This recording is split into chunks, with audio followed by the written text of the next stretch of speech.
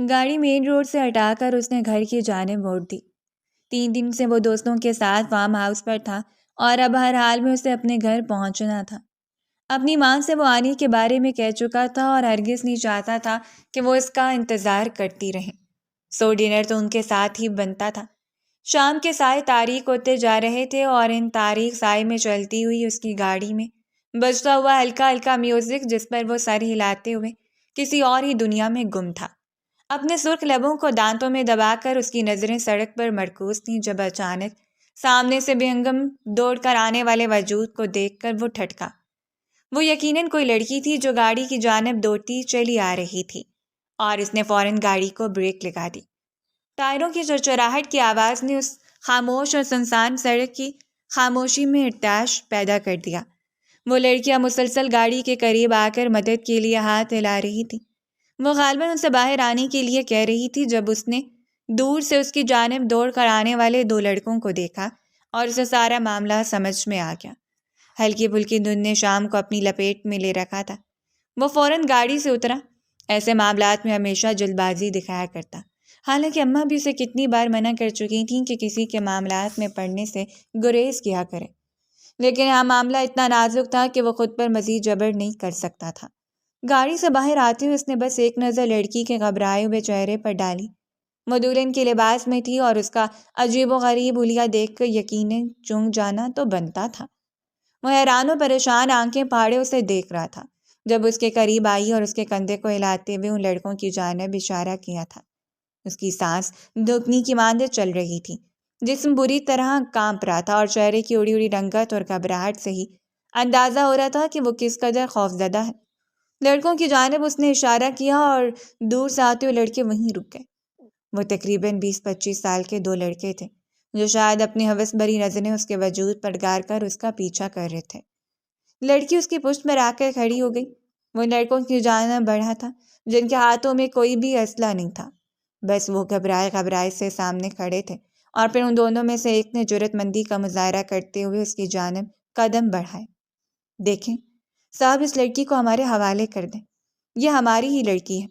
اس نے پلٹ کر دیکھنا بھی ضروری نہیں سمجھا تھا۔ تمہاری لڑکی ہے؟ اس سے مطلب نہیں مجھے۔ لڑکی تمہیں دیکھ کر خوفزدہ ہے، مجھے اس بات سے مطلب ہے۔ اور تبھی اسے اپنی پشت پر چیخ سنائی دی۔ میں ان کے ساتھ نہیں ہوں، میں انہیں نہیں جانتی، جھوٹ بول رہے ہیں۔ اس نے پہلی بار اس لڑکی کی آواز کو سنا تھا جو چیخ کر اپنا دفاع کر رہی تھی، لیکن پھر بھی اس نے پلٹ کر اس لڑکی کو نہیں دیکھا۔ ہم کافی دیر سے اس کے پیچھے ہیں، آپ سے اس کی کوئی رشتہ داری نہیں ہے، اس لیے ہمارے حوالے کر دیں۔ اس سے پہلے لڑکی کی دیکھا دیکھی دوسرے لڑکے نے بھی آگے قدم بڑھایا جبکہ وہ جم کے کھڑا رہا۔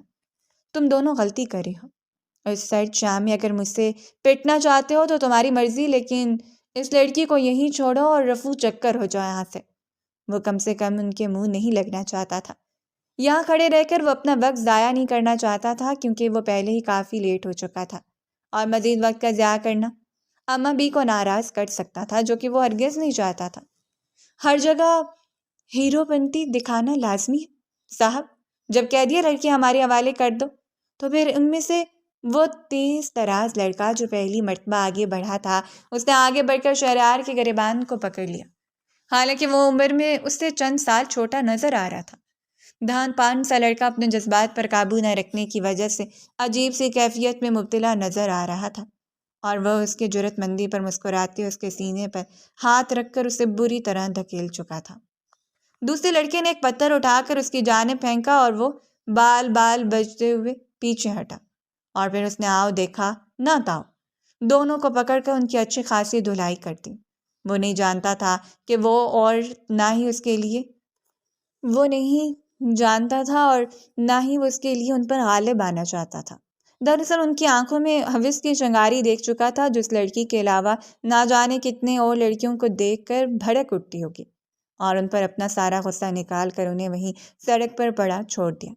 ایک لڑکے کا تو سر پھٹ چکا تھا اور دوسرے لڑکے کی ناک سے سرخ سال بہہ رہا تھا، اس کے ہونٹ بھی بری طرح زخمی تھے۔ اپنے سوجے چہرے کو پھیر کر اس پر ایک سخت نظر ڈالتے ہوئے وہ دونوں وہاں سے بھاگنے لگے، اور وہ بھی ان کا پیچھا نہیں کرنا چاہتا تھا۔ ہاں، ان کو دور جاتا دیکھ کر للکارا ضرور تھا۔ آج کے بعد اگر شہریار آفریدی سے ملنے کی خواہش ظاہر ہو تو آفریدی پیلس آ جانا، وہیں تم لوگوں کی کسر نکالوں گا میں۔ کمال ہے، ابھی انڈوں سے نکلتے نہیں اور لڑکیوں کا پیچھا کرتے ہیں۔ غصے میں ببراتے ہوئے پیچھے ہٹا اور بری طرح چونک گیا۔ وہ لڑکی وہاں نہیں تھی۔ اب یہ کہاں گئی؟ اس نے بربراتے آگے بڑھ کر گاڑی کے پیچھے دیکھنا چاہا، لیکن وہ کہیں نہیں تھی۔ ارد گرد جھاڑیوں میں، لیکن اب اس کے پاس اتنا ٹائم نہیں تھا کہ وہاں کھڑے ہو کر اسے ڈھونڈتا رہتا۔ تو اس پر 2 حرف ڈالتے ہوئے وہ گاڑی میں آ بیٹھا۔ تمہیں لڑکوں سے بچایا تو کسی محفوظ مقام تک ہی پہنچا دیتا، لیکن میرے خیال میں محترمہ کو بھاگنے کا کافی شوق ہے، وہ بھی دلہن کے لباس میں۔ غضب خدا کا۔ سر جھٹکتے اب وہ گھر جا رہا تھا۔ اس کے چہرے پر سختی بالکل بھی نہیں تھی، ہاں سنجیدگی تھی جو اس کی شخصیت کا خاصہ تھی۔ اسے دیکھ کر ہرگز بھی اندازہ نہیں لگایا جا سکتا تھا کہ وہ بھی کچھ دیر پہلے کسی سے لڑائی کر کے آیا ہے۔ شرٹ کا پھٹا ہوا گریبان اس بات کی گواہی دے رہا تھا، اور وہ اب اس سوچ میں مبتلا تھا کہ اب اس شرٹ کو ابھی کے نظروں سے کیسے بچایا جائے۔ لیکن پھر خود کو مطمئن کرتے وہ آفریدی پیلس پہنچ گیا۔ گاڑی کھڑی کرتے اس نے مرر میں اپنا اولیا دیکھا اور پھر گاڑی سے نیچے اتر آیا۔ دلدار اس کی جانب بڑھا تھا اور دلدار کو دیکھ کر اس کی آنکھیں چمک اٹھیں۔ ایسا کرو، اندر جاؤ اور بلقیس کو کہو کہ… اپنی بات کو ادھورا چھوڑتے اس نے پرسوچ نظروں سے دلدار کے چہرے کو دیکھا تھا، جو بڑے نماک سے اس کی بات سن رہا تھا۔ نہیں، اگر تم بلقیس کو کہو گے تو وہ یقیناً امی کے ساتھ کچن میں ہوں گی، اور میں ہرگز نہیں چاہتا کہ اماں بی کو پتہ چلے۔ ایسا کرو کہ اوپر سیڑھیوں پر جو دائیں جانب کمرہ ہے اس کے اندر چلے جانا، احتیاط سے بیڈ کے ساتھ کھڑی وارڈروب سے ایک شرٹ نکال کر لے آنا اور کوشش کرنا کہ اماں بی کو معلوم نہ ہو۔ اسے تاکید کرتے ہوئے کچھ دیر وہیں رک گیا۔ اسے ہمیشہ سے انتظار کرنا شدید کفرت میں مبتلا کر دیتا تھا۔ سو سگریٹ نکال کر چند کش لگانے میں یافیت سمجھی۔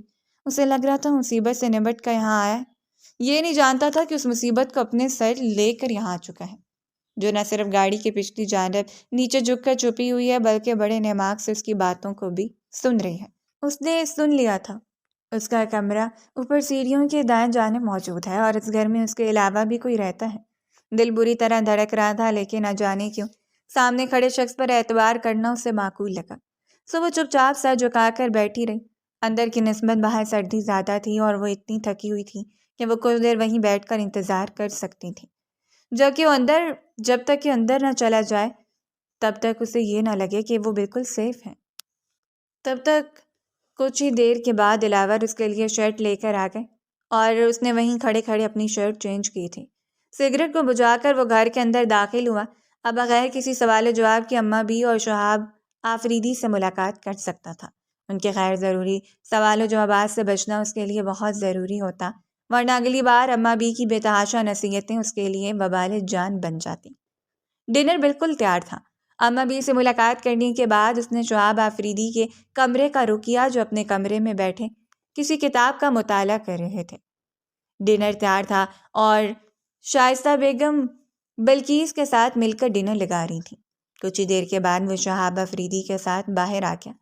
کچھ بھی کھانے کو اتنا دل نہیں چاہ رہا تھا، لیکن پھر بھی ان کی محبت کے لیے چند نوالے لے کر وہ ان کے پاس بیٹھا رہا، اور پھر کچھ دیر کے بعد بلقیس کو اپنے لیے چائے لانے کا حکم دے کر وہ اپنے کمرے میں چلا گیا۔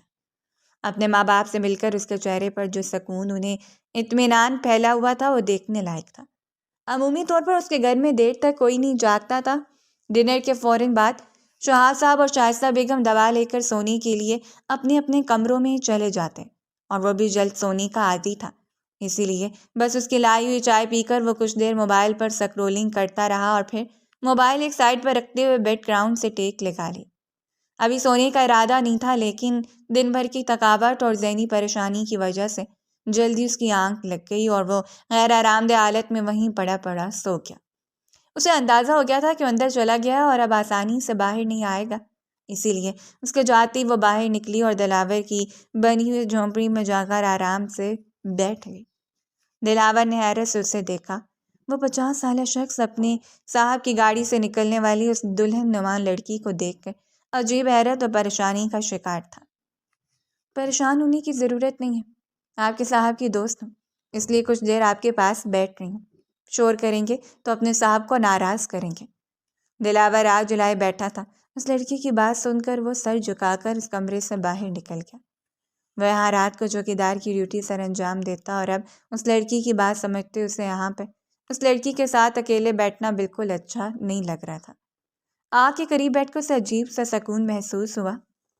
آج کا دن کتنا اذیت ناک تھا، یہ ناقابل بیان تھا، لیکن پھر بھی ایک اطمینان اس کے چہرے پر پھیل گیا۔ ایک اطمینان نے اس کی حسین چہرے کو اپنی لپیٹ میں لے لیا، کیونکہ دل اب مطمئن ہو چکا تھا۔ اسے اندازہ ہو چکا تھا کہ اس مصیبت سے نکل آئی ہے۔ اب سامنے جو مصیبت اس کے منہ پھیلائے کھڑی تھی وہ کم سے کم اسے نگل نہیں سکتی تھی۔ صبح تک وہ اپنے لیے کوئی بھی بندوبست کر لیتی، لیکن آج رات اسے یہیں ٹکنا تھا، اور اس کے لیے اس شخص کا کمرہ ہی اسے بہترین ٹھکانہ محسوس ہوا۔ اپنی ساری سوچوں کو اپنے ذہن میں ایک خاکے کے صورت میں نمودار کرتے ہوئے وہ اب سب کے سو جانے کا انتظار کر رہی تھی۔ جب کافی دیر کے بعد دلدار واپس لوٹا اور اس نے دلدار کو دیکھتے ہوئے پوچھا تھا، کیا حویلی میں سب لوگ سو گئے ہیں؟ میں اندر جا سکتی ہوں؟ اور دلاور نے اس بات میں سر ہلا دیا۔ جی جی، اب تک تو سب لوگ سو چکے ہوں گے، بلکہ بھی سرونٹ کوارٹر میں چلی گئی ہے۔ بھاری بھرکم لہنگا جسے صبح سے اٹھا کر کان ہو چکی تھی، ایک بار پھر سے اٹھاتے ہوئے اندر کی جانب بڑھی۔ دل بری طرح دھڑک رہا تھا۔ وہ لاؤبالی سی لڑکی کون سا قدم اٹھانے والی تھی یہ وہ تو نہیں جانتی تھی، لیکن پھر بھی وہ بس کیے جا رہی تھی۔ بچپن سے وہی عادت، بس سر دے دو چاہے پھر قلم ہی کیوں نہ ہو جائے۔ سو وہ بھی داخلی دروازے سے اندر داخل ہوئی۔ کافی سنسان لگ رہا تھا سب کچھ، شاید اس گھر میں 3 ہی لوگ تھے اور وہ بھی اب اپنے اپنے کمروں میں تھے۔ سیڑھیاں چڑھتے ہوئے وہ بے دھڑک اس کے کمرے کے قریب آ گئے، انداز سے اس کے کمرے کے سامنے رکی ہوئی، اور پھر اس نے اپنا کامتا ہوا ہاتھ ہینڈل پر جما دیا۔ ہینڈل کو گھما کر اس نے دروازہ کھول کر اندر جھانکا اور سامنے ہی بیڈ پر لیٹا ہوا تھا۔ لیمپ کی مدھم روشنی میں اس کا چہرہ واضح نظر آ رہا تھا۔ اپنے نیچے لب کو دانتوں میں دبا کر وہ عجیب مخمصے کا شکار کھڑی رہی، اور پھر سر جھٹک کر اندر داخل ہوئی۔ اپنی چوڑیاں وہ باہر گاڑی میں اتار کر آئی تھی۔ وہ نہیں چاہتی تھی ان چوڑیوں کی کھنک کی وجہ سے اس کے لیے کوئی اور پریشانی منہ کھولے کھڑی ہو جائے۔ سو اب وہ آرام سے اندر داخل ہوئی اور صوفے پر بیٹھ گئی۔ مقابل کی نیند شاید پکی تھی، جس کا اسے کچھ ہی دیر میں اندازہ ہو گیا تھا۔ اپنے بھاری بھرکم لہنگے کو وہیں اتار کر اس نے کونے میں رکھ دیا۔ اب اس نے کرتی کے نیچے پاجامہ پہن رکھا تھا، اور اپنے ارد گرد وہ بھاری دوپٹہ پھیلا رہا تھا۔ سر چھپانے کے لیے ٹھکانہ ملا تو اب بھوک ستانے لگی، اور اس بھوک سے نمٹنا بھی اس کے لیے کافی مشکل تھا۔ وہ نہیں جانتی تھی نیچے جا کر وہ کیا کرے گی اور اسے کچھ کھانے کو ملے گا یا نہیں، لیکن پھر بھی وہ آزما لینا چاہتی تھی، اسی لیے اس کے کمرے سے باہر نکل آئی اور پھر سیڑھیاں اترتے گھر کا جائزہ لینے لگی۔ نہ جانے کیوں ایک اطمینان سا اس وقت اسے یہاں کوئی نہیں دیکھے گا۔ بلا کر کچھ ہی دیر کے بعد اس نے کچن کو تلاش کر لیا، اور حیرت انگیز بات یہ تھی کہ کچن کا فریج نہ ہی لاک تھا اور نہ ہی کوئی چیز چھپا کر رکھی گئی تھی۔ اس نے فریج کا دروازہ کھولا۔ شائستہ بیگم نے شاید اپنے بیٹے کی آمد کے لیے بہت کچھ تیار کر رکھا تھا۔ ایک جانب اسے ڈونگے میں پڑا ہوا قورمہ دکھائی دیا اور ساتھ میں بریانی۔ اپنے لبوں پر زبان پھیرتے ہوئے اس نے جلدی سے وہ ٹھنڈا ٹھار کھانا نکال لیا۔ پھر خود ہی گرم کرنے کے بعد اس کا دل چاہا تھا کہ اپنے لیے کپ چائے بھی بنا لے، لیکن یہ جو کچھ اس کے ہاتھ میں تھا یہ بھی اس کے لیے کل کائنات تھا۔ سو اپنی خواہش کو دل میں دباتے ہوئے وہ وہیں بیٹھ کر کھانے لگی۔ جلدی سے کھانا ختم کرنے کے بعد پانی پی کر برتن سنک میں رکھتے ہوئے وہ کچن سے باہر نکل آئی۔ پیٹ کی آگ بجھ چکی تھی اور اس بجھتی ہوئی آگ نے اس کے چہرے کو مزید گلنار کر دیا۔ سکون سے اس کے کمرے میں آگے دروازہ بند کرتے ہوئے کچھ دیر وہ صوفے پر بیٹھ کر اس کا جائزہ لیتی رہی۔ دل چاہتا کہ اسے جگا دے، اسے اپنے بارے میں بتائے، نہ جانے اسے یہاں دیکھ کر کیا ری ایکٹ کرے گا۔ کسی اور کمرے میں چلی جائے، لیکن وہ ہرگز نہیں چاہتی تھی کہ وہ صبح اسے پہچاننے سے انکار کرتے اور وہ یہاں شرمسار کھڑی رہ جائے۔ سو اپنے دوپٹے کو اچھی طرح اپنے اوپر پھیلاتے ہوئے وہیں صوفے پر لیٹ گئی۔ خود کو اتنی اذیت میں مبتلا دیکھ کر آنکھیں بے مقصد ہی بھیگنے لگی تھیں۔ ایسی زندگی کا تو اس نے کبھی تصور بھی نہیں کیا تھا۔ وہ سوچ بھی نہیں سکتی تھی کہ اسے ایک دن یہ وقت دیکھنے کو ملے گا۔ آنکھیں بے وجہ برستی رہیں اور پھر بری طرح اپنی آنکھوں کو بوجھتے اس نے دل میں پروردگار کو پکارا تھا، یا اللہ میرے لیے کوئی آسان راستہ نکال دے۔ آپ جانتے ہیں کہ میں کتنی اذیتوں میں مبتلا ہوں۔ میں جو کچھ کر رہی ہوں وہ میری سب سے بڑی مجبوری ہے، اور اس مجبوری سے صرف آپ واقف ہیں۔ اگر کوئی اسے اس وقت یوں اس کو روتے ہوئے دیکھ لیتا تو حیران رہ جاتا۔ وہ لڑکی جس کی شرارتی دماغ میں ہر وقت کوئی نہ کوئی پہیلی چھپی ہوتی، جس کے چہرے پر پھیلی ہوئی مسکراہٹ دوسروں کو بھی مسکرانے کی وجہ دے دیتی، وہ اتنی شدت سے رو رہی تھی۔ روتے روتے نہ جانے کب اس کی آنکھ لگی، اسے اندازہ ہی نہیں ہوا، اور اس صوفے پر غیر آرام دہ حالت میں بھی وہ ایک پرسکون نیند سو گئی۔ قسمت کبھی بھی کسی کو بھی اس دورائے پر لا کر کھڑا کر دیتی ہے جہاں وہ بے بسی کے علاوہ کچھ بھی محسوس نہیں کر رہا ہوتا، اور وہ 22 سالہ لڑکی بھی اسے اذیت میں مبتلا تھی، لیکن اس وقت اس کے چہرے پر سکون پھیلا ہوا تھا۔ شاید ہی قسمت نے مسکراتے نم آنکھوں سے اسے دیکھا تھا۔ ہو سکتا تھا کہ ہاں آخر اس کی ساری اذیتوں کے لیے اختتام لکھ دیا گیا ہو، کیونکہ اب اس نے خود اپنے لیے راستہ چنا تھا۔ جب تک کہ وہ راستوں سے بھاگتی رہی، منزل اس سے دور رہی، اور اب جب اس نے راستوں پر قدم جما ہی دیا تھا تو منزل بھی زیادہ دور نہیں تھی۔ وہ صبح اس کے لیے بالکل مختلف تھی۔ وہ بیدار ہوا، نہ جانے کتنی دیر سامنے صوفے پر پڑی ہوئی لڑکی کو غائب دماغی سے دیکھتا رہا۔ پھر اس نے کمرے کے بند دروازے کو دیکھا تھا اور مکمل آنکھیں کھول کر بیڈ سے اتر آیا۔ اس کے کمرے میں لڑکی تھی، دلہن کے لباس میں۔ رات کا وقت کافی حد تک اس کے ذہن سے اتر چکا تھا، لیکن اس کے باوجود سامنے پڑی ہوئی لڑکی نے اسے سب یاد دلا دیا۔ وہ اس کے قریب آ کر ہلکا سا اس کی جانب جھکا تھا۔ یہ وہی لڑکی تھی جسے اس وقت اس نے گنڈوں سے بچایا تھا، اور یہ یہاں عصمت؟ اب ٹماٹر کو انگلیوں سے چھوتے ہوئے وہ لگاتار اسے دیکھنا جا رہا تھا۔ جب اپنے وجود پر نظروں کی لمس سے محسوس کرتے ہوئے اس نے گھبراتے ہوئے کروٹ بدلنی چاہی، لیکن شاید وہ بھول چکی تھی کہ صوفے اور بیڈ میں زمین آسمان کا فرق ہوتا ہے۔ اس سے پہلے کہ زمین بوس ہو جاتی، جب اس نے بے اختیار آگے بڑھتے اسے سہارا دیا تھا، اور ایک ہاتھ اس کی کمر اور ایک ہاتھ اس پر جماتے جھک کر اس کے چہرے کو دیکھ رہا تھا، اور اپنی آنکھوں کو مکمل کھولے وہ بھی خود پر جھکے ہوئے شخص کو حیرت سے دیکھ رہی تھی۔ نیند میں گم ہونے کی وجہ سے شاید معاملات کو سمجھ نہیں پا رہی تھی، اس لیے اس سے پہلے کہ وہ چیختے ہوئے اٹھتی، مقابل نے سختی سے اپنا ہاتھ اس کے لبوں پر جماتے ہوئے گھور کر اسے دیکھا تھا۔ تم یہاں کیا کر رہی ہو؟ تم وہی لڑکی ہو نا جو شام میں مجھے ملی تھی؟ تم یہاں کیا کر رہی ہو؟ وہ شدید غصے میں اسے دیکھتے ہوئے پوچھ رہا تھا۔ اس کا دماغ عجیب کیفیت میں مبتلا تھا۔ وہ ہرگز بھی نہیں سمجھ پا رہا تھا کہ اس گھر میں، اس کے کمرے میں وہ رات بھر یہیں رہی، باہر اس کے ماں باپ موجود تھے، وہ ان کو کیا جواب دیتا؟ میں تم سے کچھ پوچھ رہا ہوں، زبان بند ہو چکی ہے تمہاری؟ اس پر اسی طرح جھکے ہوئے اس نے دوسرا سوال دہرایا تھا، جب اس نے اپنے کامتے ہوئے ہاتھ کو اٹھا کر انگلی سے اپنے لبوں سے ہاتھ ہٹانے کا اشارہ کیا، اور اس نے فوراً ہاتھ ہٹا کر اسے کندھوں سے تھام کر سیدھا کر دیا تھا۔ کسی موم کی گڑیا کی طرح وہ سیدھی ہو کر اسے پٹپٹاتی ہوئی نظروں سے دیکھتی رہ گئی۔ اس کے بعد جوڑے کی قید سے آزاد ہو کر شانوں پر بکھرے ہوئے تھے۔ شہریار نے مخمور سراپے سے بڑی مشکل سے نگاہیں چرائیں اور پھر 2 قدم پیچھے ہٹ گیا۔ سر جھکاتے اس نے اپنے لبوں کو باہر نکال کر رونا شروع کیا تھا۔ آنسو اس کی آنکھوں سے ٹوٹ کر گر رہے تھے، اور وہ حیرت سے اسے دیکھ رہا تھا۔ کیا مصیبت گلے پڑ گئی ہے؟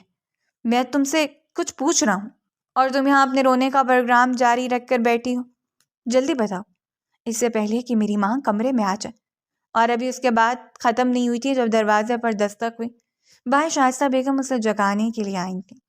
عمومی طور پر جلدی جاگنے کا عادی تھا، کیونکہ اسے صبح ہاسپٹل کے لیے جانا ہوتا۔ ڈیوٹی پر وہ کوئی کمپرومائز نہیں کرتا تھا، اس لیے شائستہ بیگم بھی اس کی روٹین کے مطابق اسے جگانے آ گئی، اور وہ ہڑبڑا کر 2 قدم پیچھے ہٹا تھا۔ جی امی، آ رہا ہوں۔ زندگی میں پہلی بار اس کا لہجہ ڈگمگایا تھا۔ زندگی میں پہلی بار عجیب سے خوف کی وجہ سے اس کا دل کانپا تھا۔ وہ ایک با کردار شخص تھا اور ہرگز نہیں چاہتا تھا کہ اس کے کردار پر کوئی بھی چھینٹا پڑے، اس کے کردار کی صاف چادر کو داغدار کر دے۔ سو اس وقت وسوسوں میں مبتلا ہونا بنتا تھا۔ زہرآلود نظروں سے اس لڑکی کو دیکھتے ہوئے سامنے بیڈ پر جا کر بیٹھ گیا۔ اب زبان سے کچھ پھوٹ بھی لو، اس سے پہلے کہ میں تمہارا ہاتھ پکڑ کر تمہیں اس کمرے سے دھکیل کر باہر نکال دوں۔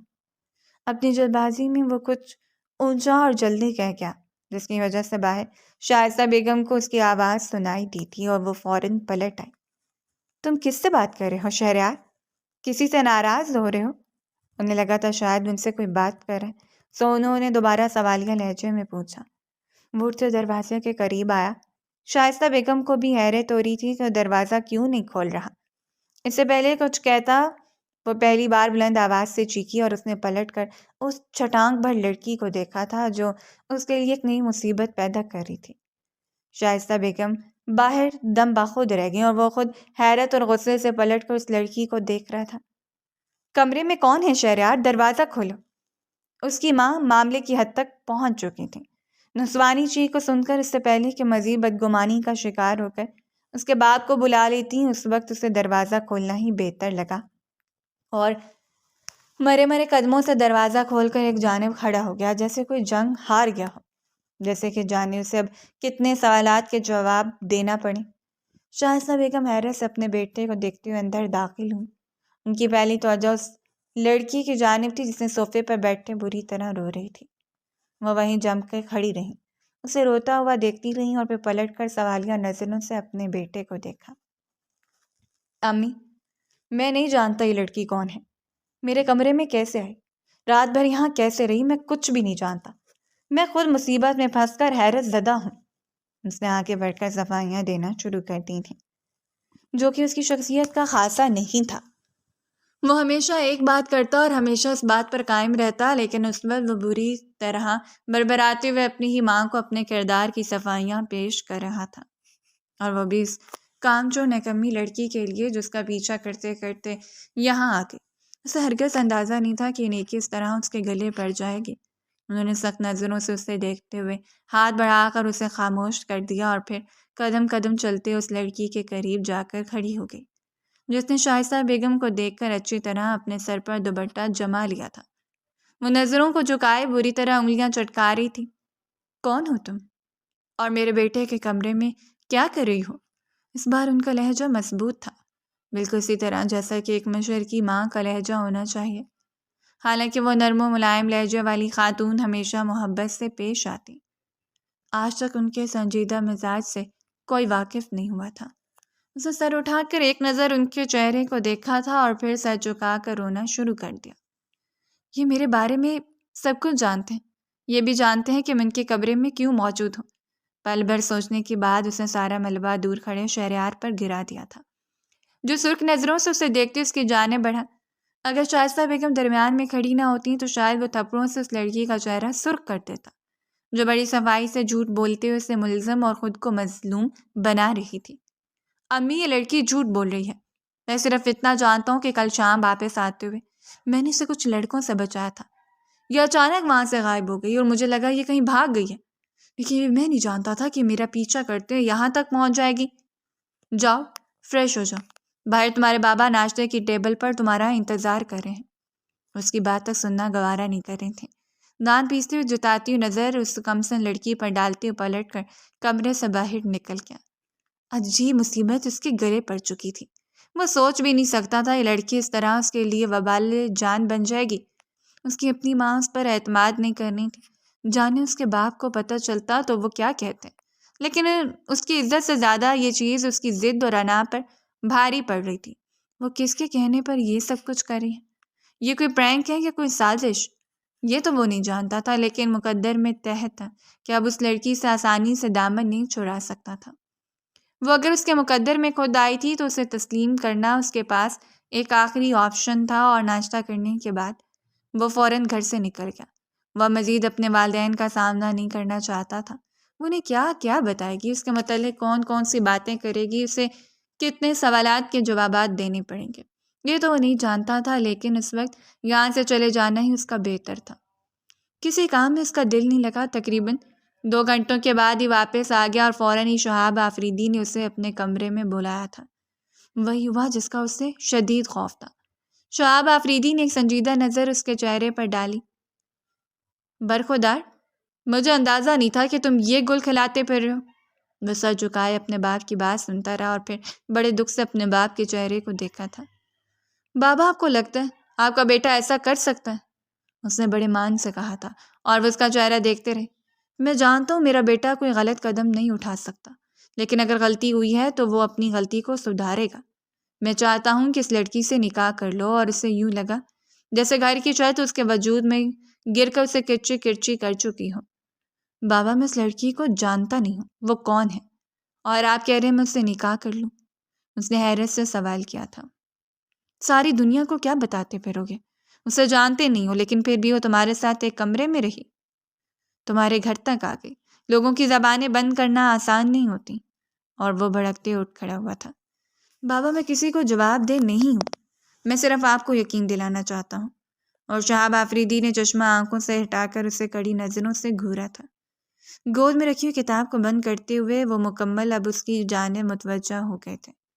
اور اگر میں کہوں کہ مجھے یقین ہے میرا بیٹا پاک دامن ہے، لیکن اس کے باوجود میں چاہتا ہوں کہ میں اپنی مرضی سے تمہارا نکاح اس لڑکی سے کروں تو… اس نے پلٹتے خاموش بیٹھی ہوئی ماں کی طرف دیکھا تھا۔ اس کی نظروں میں صرف بے چارگی تھی، لیکن اس کی ماں نے ایک نظر اس کے چہرے پر ڈال کر سر جھکا کر دوبارہ کروشیے سے رومال بننا شروع کر دیا، جو ان کا پسندیدہ ترین مشغلہ تھا۔ امی آپ بابا کو سمجھائیں، بابا کیا کہہ رہے ہیں؟ وہ بے چارگی سے انہیں دیکھتی ان کی جانب بڑھا، لیکن وہ اپنے کام میں مصروف رہیں۔ میں خود کو اس قابل نہیں سمجھتی کہ تمہارے بابا کے کسی بھی فیصلے میں انہیں سمجھاؤں، اور نہ ہی تمہیں اس قابل سمجھتی۔ انہوں نے بات ہی ختم کر دی تھی۔ وہ پیر پٹک کر کمرے سے باہر چلا گیا۔ وہ لڑکی کہاں تھی اسے اس بات سے کوئی فرق نہیں پڑتا تھا، لیکن اس کے ماں باپ ایک ہی ضد کو پکڑ چکے تھے، اور بالآخر اگر صبح اس نے اقرار کر لیا، وہ رات اس نے پوری زندگی کا مسئلہ تھا۔ آج تک کوئی لڑکی اس کے دل کے دروازے پر دستک نہیں دے پائی، اور نہ ہی اس نے کسی لڑکی کے خیالات کو اتنا قریب آنے دیا تھا۔ وہ لڑکی خوبصورت تھی، لیکن خوبصورت ہونا سب کچھ مکمل نہیں کر دیتا۔ وہ اس کے کردار کے متعلق نہیں جانتا تھا، وہ کس فیملی سے بلانگ کرتی تھی، اور پھر سب سے بڑی اور بری بات کہ وہ یوں اس پر الزام دھرتے اس کے کمرے میں آ کر بیٹھ گئی، اور اب اس کی زندگی میں دخل اندازی کر رہی تھی۔ اس کا دل چاہا تھا کہ وہ اس کے سامنے ہو اور اسے دھکیلتے ہوئے اپنے گھر سے نکال دے، لیکن کچھ بھی نہیں ہوا۔ چند ایک دنوں کے اندر اندر اس کے نکاح کی تیاریاں شروع ہو گئیں۔ شہاب آفریدی نے بہت قریبی رشتہ داروں کو بلایا تھا۔ چند فیملیز نکاح میں شریک ہوئیں، اور حیرت انگیز بات تھی کہ گھر میں رہتے ہوئے اس نے دوبارہ کبھی اس لڑکی کو نہیں دیکھا تھا۔ وہ کسی گیسٹ روم میں تھی، اس کی رہائش کہاں تھی وہ خود بھی دلچسپی نہیں لے پایا، اور وہ بھی دوبارہ اس کے سامنے نہیں آئی۔ اس شام مہندی کا ایک ہلکا سا فنکشن ہوا، لیکن اس نے دلچسپی نہیں دکھائی۔ بائی اسٹیج پر اس کے قریب لا کر بٹھا دی گئی، لیکن وہ سر اٹھا کر بھی اس کے چہرے کو نہیں دیکھ پایا، اور نہ ہی دیکھنا چاہتا تھا۔ اس کے ذہن پر بری طرح سوار تھا۔ کچھ ہی دیر وہ اس کے پہلو میں بیٹھی رہی، اور پھر اٹھ کر اندر چلی گئی، اور وہ بھی کچھ ہی دیر بیٹھ پایا۔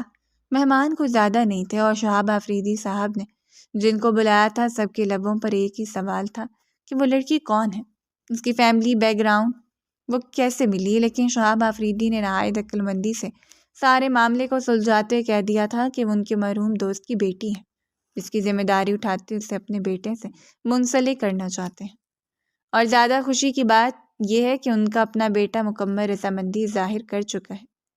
وہ دونوں ایک دوسرے کو پسند کرتے ہیں، لہذا دونوں کی طرف سے باپ بن کر اس ذمہ داری کو نبھا رہے ہیں، اور اسے صرف اور صرف اپنے والدین کی معصومیت پر افسوس ہو رہا تھا۔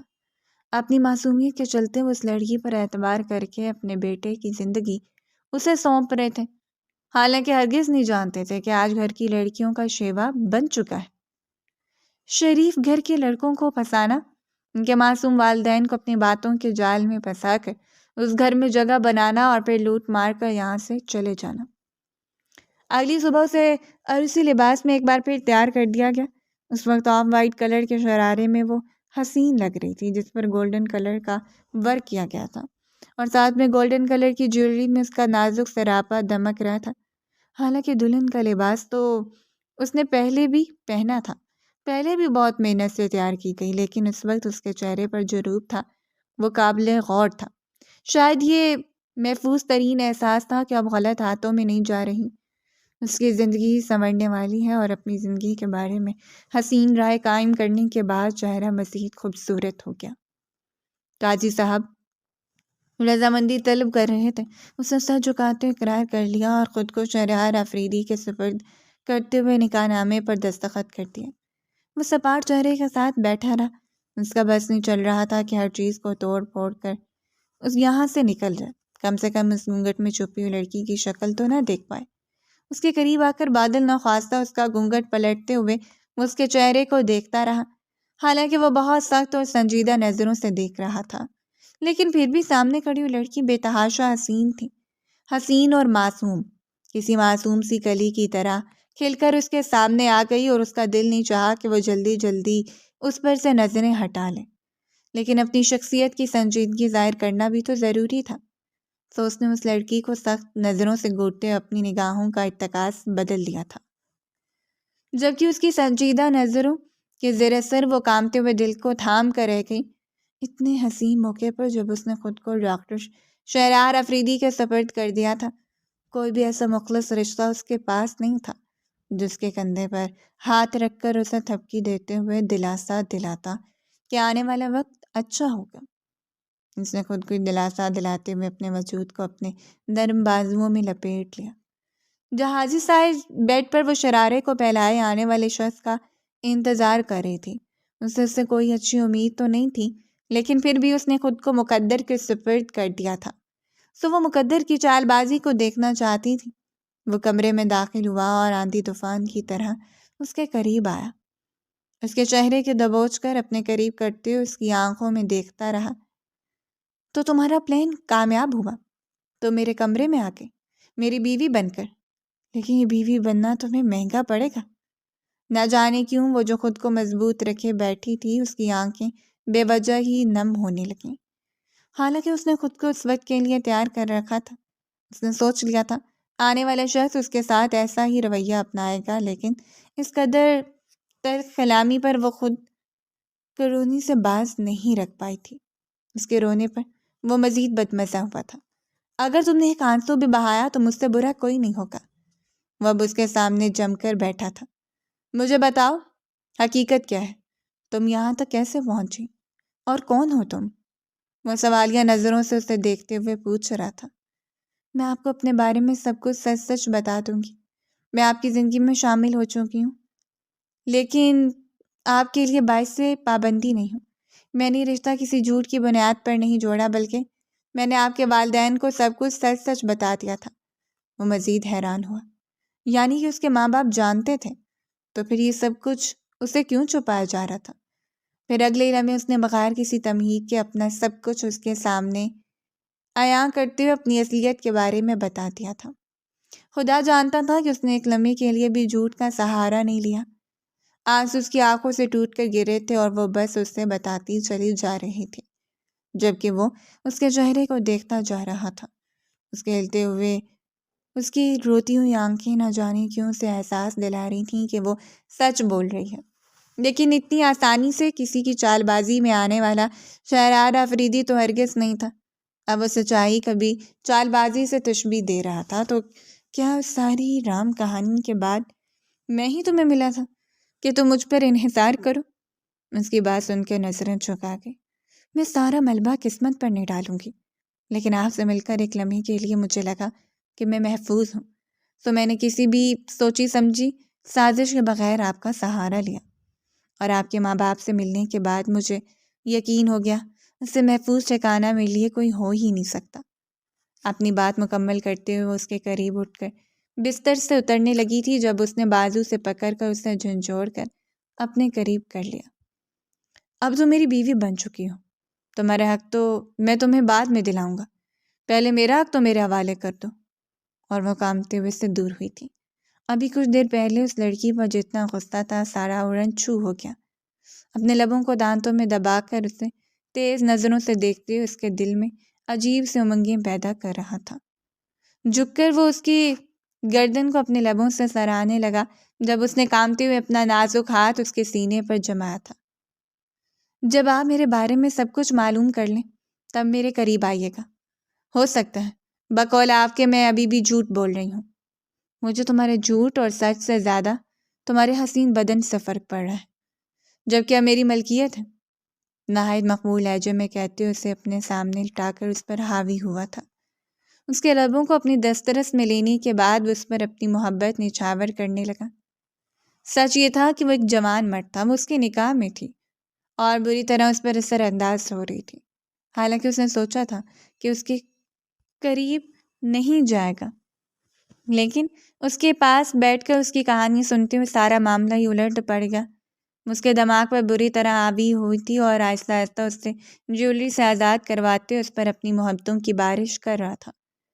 سارے معاملے وہ بعد میں نمٹائے گا، لیکن اس وقت اسے صرف اپنا حق چاہیے تھا۔ اس کی دراز پلکوں پر اپنے لبوں کو رکھنے کے بعد وہ اس کے بالوں کو کھول چکا تھا، جو آبشار کی مانند بستر پر بکھرتے چلے گئے۔ پہلی ملاقات میں اگر کسی چیز نے اسے اس کی جانب متوجہ کیا تھا تو اس کے بے تحاشا لمبے بال تھے۔ اس کے بالوں کی خوشبو کو اپنے وجود میں اتار لینے کے بعد اس نے لیمپ کو آف کر دیا تھا۔ اب کمرے میں صرف کٹھی کٹھی سے اس کی تھی، تیز سانسیں، دھڑکنوں کا شور، اور دو وجود کا ایک جائز رشتے میں منسلک ہو کر ایک ہونے جا رہے تھے۔ صبح اس کے رونے کے باعث شہریار کی آنکھ کھلی اور اس نے حیرت سے کروٹ بدل کر اسے روتے ہوئے دیکھا تھا، جو سر جھکا کر اپنے پسندیدہ مشورے کو سر انجام دے رہی تھی۔ اس نے گردن موڑ کر اسے حیرت سے دیکھا۔ تم صبح صبح رو رہی ہو؟ اسے بے حد حیرانگی ہوئی تھی۔ آپ نے میرے ساتھ بہت غلط کیا۔ اگر میرے گھر والوں کو معلوم ہو جائے گا تو؟ وہ سوالیہ نظروں سے دیکھتے ہوئے آنسو بہاتی رہ گئی اور وہ اس کی بات پر سر پیٹ کر رو گیا۔ جب تمہارے گھر والوں کو نکاح کا علم ہو جائے گا تو اگلی بات انہیں خود بخود معلوم ہو جائے گی، تو صبح صبح میرا دماغ کھانے سے اجتناب کرو۔ جی نہیں، آپ اپنی بات کو چھپانے کے لیے نکاح کا سہارا لے رہے ہیں، حالانکہ میری دوست فروہ کا نکاح 4 سال پہلے ہو چکا ہے، لیکن ابھی تک اس کے شوہر نے اسے کچھ بھی نہیں کہا۔ وہ تو اپنے ماں باپ کے ساتھ رہتی ہے۔ وہ اسے دیکھتے اٹھ کر بیٹھ گیا۔ یعنی اب تم یہ چاہتی ہو کہ میں دوبارہ وہی عمل دہراؤں، تبھی تمہارا رونا ختم ہوگا؟ اس کے آنسو دیکھ کر اسے شدید کوفت ہو رہی تھی، سو اپنے قریب گھسیٹتے اس نے ڈرانا چاہا اور وہ کسمسا کر دور بھاگتے ہوئے بستر سے اتر گئی۔ آپ بہت گندے ہیں ڈاکٹر صاحب۔ میں گندا ہوں لیکن میری ماں تو بہت اچھی ہے نا، بقول تمہارے۔ تو میری ماں کو جلد سے جلد پوتا دے کر اپنے اچھے ہونے کا بھی ثبوت دے دو۔ وہ اس کے بے تحاشا لال ہوتے چہرے کو دیکھ کر مسکراہٹ ضبط کرتا رہ گیا۔ اس روز تو وہ بہک کر اس کے قریب آ گیا، لیکن اس کے بارے میں مکمل چھان بین کرنا چاہتا تھا۔ اس کے ماں باپ نے اس پر یقین کر کے نہ صرف اسے سہارا دیا بلکہ اسے اپنی بیٹی کی طرح چاہا تھا، اور آنے والے ہر دن میں وہ بھی انہیں یہی احساس دلا رہی تھی کہ وہ ان کی بیٹی ہے۔ اپنے گھر میں یہ خوشگوار ماحول دیکھ کر اسے سکون تو ہوا، لیکن پھر بھی اس کے بتائے ہوئے ایڈریس اور اس کی فیملی کے بارے میں مسلسل معلومات لے رہا تھا، اور جو کچھ اس نے بتایا تھا سب کچھ سامنے آتا جا رہا تھا۔ وہ قریبی گاؤں کے سرپنچ کی اکلوتی بیٹی تھی، سردار شاہ نواز کی بیٹی ستارہ شاہ نواز، جو اچانک باپ کی وفات کے بعد سوتیلی ماں کے ہاتھ میں آ گئی، اور سوتیلی ماں بظاہر تو اچھے ہونے کا ثبوت دے رہی تھی لیکن اس کی دولت کو ہڑپنا چاہتی تھی، اس کے وجود کو نیلام کرتے ہوئے سب کچھ حاصل کر لینا چاہتی تھی جو سردار شاہ نواز نے اپنی زندگی میں اس کے نام لگایا تھا۔ حالانکہ رخشندہ بیگم کو اپنے حصہ مل چکا تھا، لیکن پھر بھی لالچ نے اسے اندھا کر دیا تھا، سو اس کے باپ کی آنکھیں موندتے ہی اس پر غموں کے پہاڑ توڑ دیے گئے۔ ہر آنے والا دن اس کے لیے قیامت لے کر آتا۔ وہ لڑکی جو شہزادیوں کی طرح حویلی میں رہا کرتی تھی اب وہ ایک نوکرانی بن کر رہ گئی تھی۔ اس دولت کی لالچ نہیں تھی، اس کے باپ کی جائیداد جو اس کے نام تھی وہ بھی اتنی تھی کہ ڈاکٹر صاحب کی دولت پر بھاری پڑ جاتی، اور پھر اس نے اس کے بارے میں حقیقت وہ سب کچھ جان لیا جو اس رات اسے بتایا گیا تھا۔ جس روز وہ گھر سے بھاگی تھی اس روز اس کا نکاح تھا، اور نکاح رخشندہ بیگم کے دور پار کے رشتہ دار سے ہو رہا تھا جس کی عمر ستارہ سے 2 گنا زیادہ تھی۔ وہ پہلے بھی شادی شدہ تھا اور صرف اولاد کی خاطر دوبارہ نکاح کرنا چاہتا تھا، اور رخشندہ بیگم نے شرط پر اس کا رشتہ دینے کا وعدہ کر دیا کہ شادی کے بعد وہ سب کچھ اس کے نام سے ہٹا کر رخشندہ بیگم کے حوالے کر دے گا۔ اس میں اس کا بھی فائدہ تھا کیونکہ رخشندہ بیگم نے اسے بھی اچھی خاصی رقم دینے کا وعدہ کر رکھا تھا۔ وصیت نامے میں لکھا گیا تھا کہ جب تک ان کی بیٹی کا نکاح نہیں ہو جاتا تب تک اپنا سب کچھ کسی کے نام بھی منتقل نہیں کر سکتی۔ سو اس روز اس نے وہی کیا جو اس کی سمجھ میں آیا۔ وہ سب کچھ چھوڑ کر بابا کی حویلی سے بھاگ گئی تھی، وہ حویلی جو اس کے لیے سپنوں کا تاج محل تھی۔ اس نے وہ بھی چھوڑ دیا صرف اپنی زندگی کی خاطر، صرف اپنی عزت کی خاطر، اور راستے میں ملنے والے 2 بادشاہ اور آوارہ لڑکوں کی زد میں آ کر وہ مزید مصیبت میں پھنس گئی۔ وہ سوچ بھی نہیں سکتی تھی حالات یوں اس کی مخالف سمت میں چل رہے ہیں۔ ایک جانب اس کی ماں اسے ڈھونڈنے کی کوشش کر رہی ہوگی، دوسری جانب یہ 2 لڑکے جو کسی صورت اس کا پیچھا چھوڑنے والے نہیں تھے۔ وہ بے تحاشا بھاگتی چلی آئی، اور اس روز ڈاکٹر شہریار آفریدی سے ہونے والے سامنے نے اس کی زندگی کی کایا پلٹ دی تھی۔ اس نے شہاب آفریدی اور شائستہ آفریدی کو سب کچھ سچ سچ بتا دیا تھا۔ وہ نہیں چاہتی تھی کہ اس رشتے کا آغاز کسی بھی جھوٹ سے ہو، اور نکاح کے بعد اس شخص کو بھی اپنے بارے میں سب کچھ سچ بتا دیا۔ اس کے بارے میں ساتھ جا لینے کے بعد اس شام وہ گھر آیا۔ وہ آنی کے سامنے اداس بیٹھی تھی۔ پہلی بار اسے دیکھ کر جو بدگمانیاں دل میں آئی تھیں وہ ساری بے رنگ ہو کر اترتی چلی گئی۔ اس لمحے وہ اسے حد سے زیادہ معصوم اور خوبصورت لگی تھی۔ آئینے کے سامنے اداسی سے سر جھکا کر وہ نہ جانے کن سوچوں میں گم تھی۔ جب اس کی پشت پر آ کر کھڑا ہوا، اس کی پشت سے باہر ہٹاتے ہوئے اس کی گردن پر جھکا تھا۔ جب وہ کانپتے ہوئے دور ہوئی، اس کی آنکھوں میں آنسو جمع ہو رہے تھے۔ نکاح کو 1 ہفتہ ہو چکا تھا۔ وہ اسے عزت تو دیتا، لیکن محبت بھرا لمس کہیں کھو کر رہ گیا تھا۔ وہ اسے دیکھتے ہوئے اس کی آنکھوں کی باتوں کو پڑھ رہا تھا۔ جب وہ ایک قدم اس سے دور ہونے لگی، شہریار نے کھینچ کر اسے اپنے قریب کیا تھا۔ کل ہم جا رہے ہیں تمہاری حویلی۔ اس نے حیرت سے سر اٹھایا تھا۔ کیوں؟ تمہارے ساتھ جم کر کھڑا ہو جاؤں گا۔ تمہیں تمہارا حق دلانا تو میرا فرض بنتا ہے۔ وہ دونوں ایک دوسرے کے بے تحاشا قریب کھڑے تھے، اتنے قریب کہ ایک دوسرے کی خوشبو محسوس کر سکتے تھے۔ اور اس کے بعد وہ شاید کسی وسوسے کے تحت کہہ رہی تھی، اس کے بعد وہی جو تمہیں ٹھیک لگے۔ اگر میرا ساتھ ضروری ہوا تو کھڑا رہوں گا، ورنہ اپنے قدم پیچھے ہٹا لوں گا۔ وہ اسے دکھ سے دیکھتی رہ گئی۔ کیا اس شخص کے لیے اتنا آسان تھا اپنے قدم واپس ہٹا لینا؟ کیا وہ ابھی تک کسی مجبوری کے تحت اس رشتے میں بندھا ہوا تھا؟ وہ سمجھ تو نہیں پائی، لیکن دونوں نہ جانے کتنی دیر خاموشی سے ایک دوسرے کو دیکھتے رہے۔ اس رات کو حد سے زیادہ خاموشی تھی۔ اگلے دن اپنے ماں باپ کو بتا کر وہ اسے لے کر حویلی چلا آیا۔ پورا راستہ وہ بے چین رہی، کبھی خوف زدہ تو کبھی کسی انجان خدشے کے تحت سر اٹھا کر اسے دیکھنے لگ جاتی۔ مجھے بہت ڈر لگ رہا ہے۔ بلاخر اس نے اپنا خدشہ بیان کر ہی دیا، اور اس نے اپنا مضبوط ہاتھ اس کے نازک ہاتھ پر جما دیا تھا۔ میں ساتھ ہوں پھر بھی، اور یہ سہارا ہی اس کے لیے کافی تھا۔ کیا ہو گیا؟ جس روز وہ شخص اس کے ساتھ نہیں کھڑا ہوگا، یقیناً وہ ڈر سے مر جائے گی۔ اس نے دکھ سے سوچتے ہوئے نہ جانے کتنے آنسو اپنے اندر اتار لیے۔ اس کے ساتھ ہی وہ حویلی داخل ہوئی تھی۔ شاید حویلی میں اس کی آمد پر پابندی لگا دی گئی تھی، اس لیے گارڈ نے آگے بڑھنا چاہا، لیکن اس شخص نے اس کے ساتھ آتے شخص کو دیکھ کر ہچکچاتے ہوئے رک گیا۔ لاؤنج میں بیٹھی رخشندہ بیگم کسی کے ساتھ معاملہ ڈسکس کر رہی تھیں۔ انہوں نے ہر جگہ یہی مشہور کر دیا کہ وہ بھاگ چکی ہیں۔ اسے ڈھونڈ کر اس سے بعد میں نمٹ لیتی، لیکن عصمت خود کو سچا اور اسے بد کردار ثابت کرنا ضروری تھا۔ اسے کسی انجان مرد کے ساتھ اندر آتا ہوا دیکھ کر وہ حیرت سے اٹھ کھڑی ہوئی۔ ان کی آنکھوں کا رنگ پل بھر میں بدلا تھا۔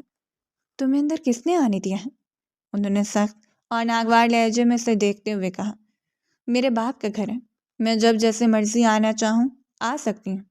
مجھے نہ ہی آپ روک سکتی ہیں اور نہ ہی کوئی اور۔ اتنے دنوں میں شہریار افریدی نے اسے پہلی بار یوں بے دھڑک بولتے دیکھا تھا۔ وہ بغیر کسی خوف کے رخشندہ بیگم کے سامنے آ کر ان کی آنکھوں میں آنکھیں ڈال کر بات کر رہی تھی، اور رخشندہ بیگم تو سیخ پا ہو گئی۔ وہ لڑکی جس نے آج تک سر اٹھا کر ان کی آنکھوں میں نہیں دیکھا تھا، وہ آج اس طرح سے بات کر رہی تھی۔ اس سے پہلے کہ ان کا ہاتھ گھوم کر اس کے چہرے پر پڑتا، اسے مضبوطی سے ان کا ہاتھ پکڑ کر گھما دیا۔ میرے باپ کے سر پر اتنی شیرنی بن چکی ہیں، تم اس پر دھارنا بند کیجیے۔ دانت پیس کر وہ ان کے کان میں غرائی تھی، اور انہوں نے حیرت سے دور کھڑے شخص کو دیکھا جو مزے سے اپنی پاکٹس میں ہاتھ ڈالے یہ تماشا دیکھ رہا تھا۔ یہی ہے وہ شخص جس کے ساتھ تم بھاگ کر گئی تھی، 2 ٹکے کی لڑکی؟ یہ شخص میرا شوہر ہے۔ بھاگ کر نہیں گئی تھی، نکاح کیا ہے۔ آپ کے ڈھونڈے ہوئے بوڑھے سے 1000 درجہ بہتر ہے۔ میں آپ کو وارننگ دینے آئی ہوں، 1 ہفتے کے اندر اندر اس حویلی کو خالی کریں۔ بابا نے جو کچھ اپنی زندگی میں آپ کے نام کیا اسی پر گزارا کریں، اور میرے معاملات سے بے دخل ہو جائیں، ورنہ اگلی بار میں پولیس کے ساتھ یہاں ہوں گی۔ اپنے کمرے میں جا کر اس نے سارے کاغذات اٹھا لیے تھے۔ ضروری کاغذات وہ اپنے ساتھ لے جانا چاہتی تھی، کسی نے اسے روکنے کی جرت نہیں کی۔ آپ کی پشت پر اگر کوئی مضبوط شخص کھڑا ہوتا ہے تو وہ آپ کے لیے سیسا پلائی دیوار کی مانند ہوتا ہے۔ اس نے آگے بڑھ کر ان کا ہاتھ تھام لیا تھا۔ کیا سوچتے ہیں آفریدی صاحب، یوں ہی ساتھ چلنے کا ارادہ ہے یا یہیں سے واپس لوٹ جائیں گے؟ اور اس نے مسکراتے ہوئے آگے بڑھ کر اس کے ماتھے پر اپنے لب سجاتے وہ جو پورا راستہ روتی اور ہچکچاتی چلی آئی تھی، وہ یہاں شیرنی بن کر للکارے گی اسے اندازہ نہیں تھا، لیکن اسے اچھا لگا۔ وہ اپنے حق کے لیے بول پڑی۔ اس روز پورے حق سے اس کا ہاتھ تھام کر وہ گاڑی تک لے آیا اور گاڑی کا دروازہ کھول دیا۔ اگر تم چاہو تو یہ سب کچھ اپنی سوتیلی ماں کے حوالے کر سکتی ہو، یہ مت سوچنا کہ مجھے سب سے کوئی سروکار ہوگا۔ اس نے بالکل سچی بات کہی تھی اور وہ گردن گھما کر اس کی آنکھوں میں دیکھتی رہی۔ یہ سب کچھ میرا ہے، بابا نے میرے نام کیا اور میں آپ کی ہوں۔ میں جانتی ہوں کہ آپ کو سب سے فرق نہیں پڑے گا، لیکن مجھے پڑتا ہے۔ میں اپنا حصہ، اپنا حق لے کر آؤں گی۔ ہاں، اگر وہ لوگ میرے ساتھ مخلص ہوتے تو میں شاید اپنا سب کچھ ان کے حوالے کر دیتی، لیکن اب نہیں۔ اور میں پوچھ سکتا ہوں، خوف کو پسپش ڈال کر تن کر کھڑا ہونے کی کیا وجہ تھی؟ مسکراہٹ کے ساتھ اسے دیکھتا رہ گیا، کیونکہ آج میں اپنی ماں کے سامنے ستارہ شاہ نواز نہیں بلکہ ستارہ شہریار آفریدی بن کر آئی تھی، اور ہرگز نہیں چاہتی تھی کہ اپنے نام کے ساتھ منسلک شخص کا نام لگنے کے بعد بھی گھبراؤں یا خوف زدہ ہو جاؤں۔ اس کی بات سن کر ستائشی نظروں سے اسے دیکھتا رہا اور وہ کھلکھلا کر ہنس پڑی۔ اس روز سے یقین ہو چکا تھا، خدا نے اگر بہتر اس سے چھینا ہے تو بہترین سے نوازا ہے، اور پروردگار کے فیصلے ایسے ہی پختہ اور مضبوط ہوا کرتے ہیں۔ 3 سال بعد پوری حویلی میں جشن کا سما تھا۔ اپنا سب کچھ اپنے نام کر لینے کے بعد وہ یہیں چلی آئی، لیکن اس کے شوہر نے معذرت کرنی چاہی تھی، لیکن اسے اس فیملی میں ماں باپ ملے تھے اور اسے اچھا نہیں لگتا تھا کہ کوئی بھی یہاں رشتوں کو پیسے کے عوض تولے۔ بچوں کو تیار کرنے کے بعد اس نے نینی کے حوالے کر دیا۔ آج اس کے جڑواں بیٹوں روہیل اور عفان کی سالگرہ تھی۔ وہ دونوں چھوٹے چھوٹے شہزادے لگ رہے تھے۔ چٹا چٹ ان کے رخساروں کو چوم ڈالنے کے بعد وہ خود تیار ہونے کے لیے اندر چلی گئی۔ بلیک کلر کی شفون کی ساڑی میں اس کا سراپا دمک رہا تھا۔ جب وہ کمرے میں داخل ہوا تو اس کے بال بکھرے ہوئے تھے، جن میں وہ کرل ڈالنے کی کوشش کر رہی تھی۔ اس کی کمر میں ہاتھ ڈال کر اس نے گھماتے اس کا رخ اپنی جانب موڑ دیا۔ قیامت کا ارادہ ہے محترمہ، ابھی بچے چھوٹے ہیں، یہ نہ ہو کہ آج رات دوسرے بچوں کی تیاری میں گزر جائے۔ اور وہ سرخ پڑتی چہرے کے ساتھ سر جھکا گئی۔ کیوں اپنی چھوٹی سی بیوی پر ظلم ڈھانا چاہتے ہیں؟ ڈاکٹر صاحب، اللہ نے ایک ساتھ 2 بیٹوں سے نواز دیا ہے، اور کیا چاہیے؟ اور وہ مبہم مسکراہٹ کے ساتھ اس کی جانب جھکا تھا۔ ایک بیٹی کی کمی تو ہے۔ ابھی اس کی بات میں چھپی بیچارگی دیکھ کے کھلکھلا کر ہنس پڑی، اور مقابل نے بے ساختہ جھک کر اس کے لبوں کو اپنی دسترس میں لے لیا تھا۔ وہ اس کے لیے قابل محبت تھی، کیونکہ اس کی محبت بن چکی تھی، اور اس نے جو درجہ اور جو مقام اسے دیا تھا وہ ڈیزرو کرتی تھی، اور بدلے میں اس نے اسے حیادار وفادار بیوی بن کر دکھایا۔ اس کے ماں باپ کے لیے ایک بیٹی جسے پالینے کے بعد وہ بیٹی کی کمی سے آزاد ہو گئے، ان کا گھر جنت کا گہوارہ تھا، اور اس جنت کو سجانے میں سب سے بڑا ہاتھ اس کی بیوی کا تھا۔ وہ ہر شام سے اپنی محبتوں کی بارشوں میں بھگو لیتا۔ خدا نے اسے 2 شہزادوں سے نوازا تھا، جنہوں نے آ کر اس کی زندگی کو مکمل کر دیا۔ انہوں نے اپنی زندگی سے سارے منفرشتوں کو دور دھکیل دیا تھا۔ وہ لوگ جو ہماری محبت اور عزت کے قابل نہیں ہیں، انہیں ہماری زندگی میں رہنے کا بھی کوئی حق نہیں۔ وہ دونوں ایک دوسرے کے لیے کافی تھے، کیونکہ کبھی کبھی رشتوں کے انبار سے زیادہ ضروری ہوتا ہے ہمارے لیے مخلص چند لوگ جو ہمارے برے وقت میں ہمارے ساتھ جم کر کھڑے ہو جائیں، جنہیں جس وقت جہاں بھی مدد کے لیے پکارا جائے وہ بے ساختہ دوڑتے چلے آئیں۔ اور ان دونوں نے اپنے بل بوتے پر ایسے رشتے ڈھونڈ لیے تھے۔ عفان اور راحیل کی دوسری سالگرہ کا کیک کاٹ کر انہوں نے آنے والے نئے سال کی خوشنودی کے لیے دعا کی تھی۔ سرخ و سفید رنگت کے 2 شہزادے ان کے سامنے بیٹھے چمک رہے تھے، اور ان کی پشت پر وہ ماں باپ کی صورت میں پورے فخر اور اعتماد سے کھڑے تھے۔ شہاب آفریدی نے محبت سے اپنے بیٹے کی سجی ہوئی جنت کو دیکھا، اور شائستہ آفریدی، جنہوں نے آج تک رشتوں میں صرف مخلصی ڈھونڈی تھی، پروردگار نے ان کے حصے میں بھی مخلصی لکھ دی۔